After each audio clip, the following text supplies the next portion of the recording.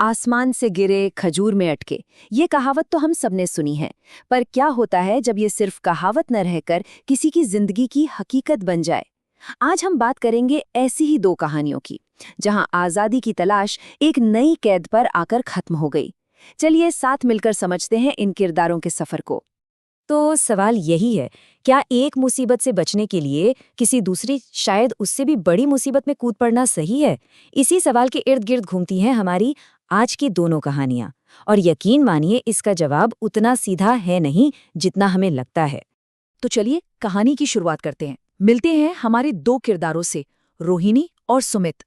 अब दोनों अपनी अपनी जिंदगी में अपने अपने तरीके से कैद हैं, और दोनों में एक बात कॉमन है, दोनों इस कैद से बाहर निकलने के लिए बेचैन हैं।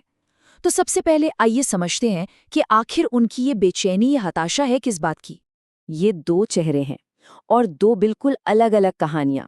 एक तरफ है रोहिणी, जो परिवार की उम्मीदों और शादी के दबाव तले दबी जा रही है, और दूसरी तरफ है सुमित, जो अपने ही घर में अपनी भाभियों का नौकर बनकर रह गया है। एक ऐसा नौकर जिसे कोई इज्जत नहीं मिलती।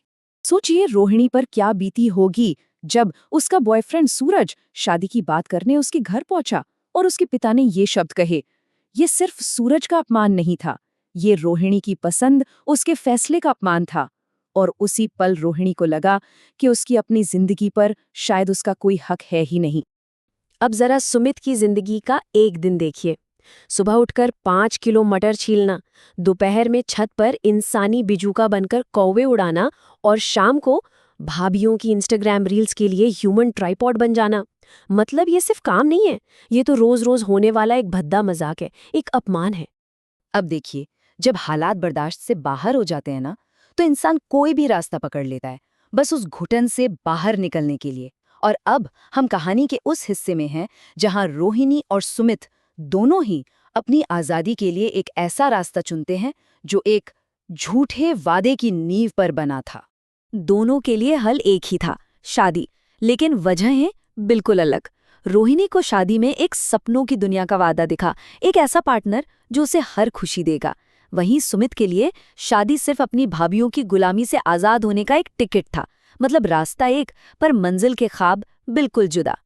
ये थे वो जादुई शब्द। सूरज ने रोहिणी के सामने एक ऐसी दुनिया की तस्वीर रख दी जहां न कोई रोक टोक थी, न कोई पाबंदी, बस आराम था, खुशियां थी और ढेर सारा प्यार था। और भला ऐसे सुनहरे सपने के पीछे कौन नहीं भागेगा? रोहिणी ने भी यही किया, उसने अपना घर छोड़ दिया। उधर सुमित की भाभियां भी कुछ कम नहीं थी, उन्होंने भी अपना दांव चल दिया। सुमित की शादी के लिए हाँ तो कर दी, पर एक शर्त के साथ।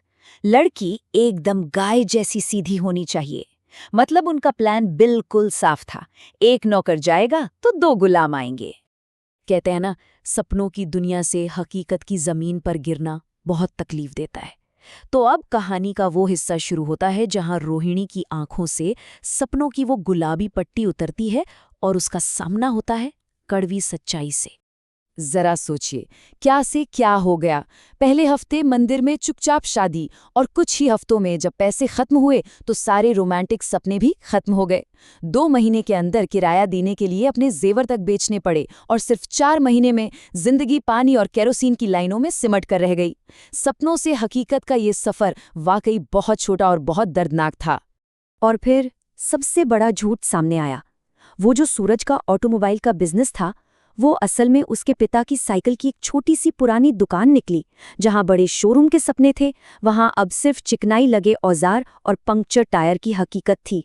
और उसका नया घर, एक कमरा, बस एक कमरा, जिसे बीच में से एक गंदी चादर डालकर बांटा गया था। उसी में सास ससुर भी थे। महलों के ख्वाब देखने वाली रोहिणी अब अपने ही घर में एक नौकरानी थी, जहां न अपनी कोई जगह थी, न कोई सम्मान। तो ये तो थी रोहिणी की कहानी। अब जरा वापस सुमित के पास चलते हैं। क्या हुआ उसकी शादी का? क्या उसे वो आज़ादी मिली जिसकी उसे इतनी तलाश थी, या उसकी किस्मत में भी एक नई तरह की कैद ही लिखी थी? चलिए देखते हैं। तो भैया, हनीमून खत्म और रिया का वो सीधी सादी लड़की वाला नकाब भी उतर गया। सामने आई एक मॉडर्न, बिंदास और अपनी मांगों को लेकर एकदम क्लियर लड़की। सुमित ने जो एक सेवा करने वाली पत्नी का सपना देखा था ना, वो पहले ही दिन चकनाचूर हो गया। सुमित की ड्यूटीज की लिस्ट अब कुछ ऐसी थी। घंटों मॉल में बीवी के 20-20 शॉपिंग बैग्स उठाकर चलना, उसकी इंस्टाग्राम रील्स के लिए रिंग लाइट और फोन पकड़कर टेढ़े मेढ़े खड़े होना, और रात में जब मैडम फोन पर स्क्रॉल कर रही हो तो उनके पैरों की मालिश करना। सीधी सी बात है, बॉस बदल गया था, नौकरी नहीं। और कहते हैं ना, जले पे नमक छिड़कना, ठीक वही हुआ। मॉल में उसे शॉपिंग बैग से लदा हुआ देख लिया उसकी भाभीयों ने, और उनका ये ताना सुमित को ये समझाने के लिए काफी था कि वो एक पिंजरे से आजाद होकर दूसरे, शायद उससे भी छोटे पिंजरे में आकर फंस गया है। तो रोहिणी और सुमित दोनों की कहानियां हमने देख ली, पर इन सब के आखिर में सबक क्या है? इस पूरे सफर का मतलब क्या निकला? चलिए अब इस कहानी के आखिरी और सबसे जरूरी हिस्से को समझते हैं। तो आखिर में हिसाब क्या निकला? रोहिणी परिवार के नियमों से तो भाग गई, पर उसे मिली गरीबी और बेइज्जती। सुमित 2 भाभीयों की गुलामी से तो निकल गया, पर अब एक बीवी का नौकर बन गया। मतलब दोनों ने जिस आजादी के लिए इतनी बड़ी कीमत चुकाई, वो आजादी एक नए तरह की कैद ही साबित हुई। और शायद जिंदगी के इसी मोड़ पर आकर रोहिणी को सबसे बड़ी बात समझ में आई कि उसके माँ बाप उसे खुश होने से नहीं रोक रहे थे, वो तो उसे इस दर्द से बचा रहे थे। जिस शक्ति को वो बंधन समझ रही थी, वो असल में उसके लिए एक सुरक्षा कवच था, जो अब टूट चुका था। और सुमित का क्या? वो अपनी नई जिंदगी को बस इन चंद शब्दों में समेट देता है, मालिक बदल गया, डिपार्टमेंट बदल गया, पर ड्यूटी नहीं बदली। ये एक कड़वी सच्चाई थी जिसे उसने अब शायद अपनी किस्मत मानकर स्वीकार कर लिया था।